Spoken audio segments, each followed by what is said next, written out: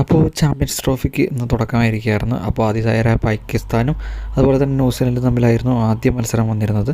അപ്പോൾ പാകിസ്ഥാനെ തോൽപ്പിച്ച ന്യൂസിലൻഡ് 60 റൺസിൻ്റെ വിജയമാണ് ആദ്യ മത്സരത്തിനകത്ത് ന്യൂസിലൻഡിന് സ്വന്തമാക്കാൻ സാധിച്ചത്. അപ്പോൾ ആദ്യം ബാറ്റിംഗ് ഇറങ്ങിയ ന്യൂസിലൻഡ് 50 ഓവറിൽ 320 റൺസാണ് സ്വന്തമാക്കിയത്. ന്യൂസിലൻഡിന് വേണ്ടി വില്യങ് 107, ടോം ലതാം 118, ഗ്ലെൻ ഫിലിപ്പ് 61 എന്നിവരുടെ ബലത്തിലാണ് 320 എന്നുള്ള അത്യാവശ്യം നല്ലൊരു ടോട്ടൽ എടുക്കാൻ 50 ഓവറിൽ 5 വിക്കറ്റ് നഷ്ടത്തിൽ നല്ലൊരു ടോട്ടൽ എടുക്കാൻ ന്യൂസിലാൻഡിനായി. മറുപടി ബാറ്റിംഗ് ഇറങ്ങിയ പാകിസ്ഥാന് കളി തിരിച്ചു പിടിക്കാൻ അവരുടെ വരുതിയിലാക്കാൻ സാധിച്ചില്ല. അവർക്ക് വേണ്ടി ബാബർ അസം 64, സലാം 42, ഖുഷ്ദിൽ ഷാ 69 എന്നിവരെ മാത്രമാണ് അവരുടെ ബാറ്റിംഗ് നിരയിൽ തിളങ്ങാനായത്. പക്ഷേ പാകിസ്ഥാന് ഈ ഒരു മത്സരം തിരിച്ചു പിടിക്കാനായില്ല.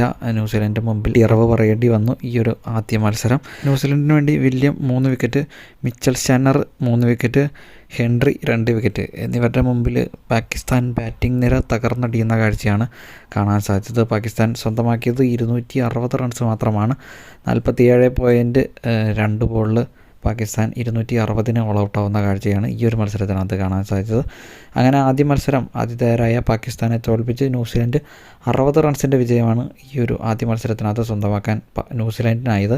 അപ്പോൾ നാളെ ഇന്ത്യ ബംഗ്ലാദേശിനെയാണ് നേരിടുന്നത് രണ്ടാമത്തെ മത്സരം. അപ്പോൾ ഇതുപോലത്തെ കൂടുതൽ വീഡിയോസിനായിട്ട് നമ്മുടെ ചാനൽ സബ്സ്ക്രൈബ് ചെയ്യാൻ. ബൈ.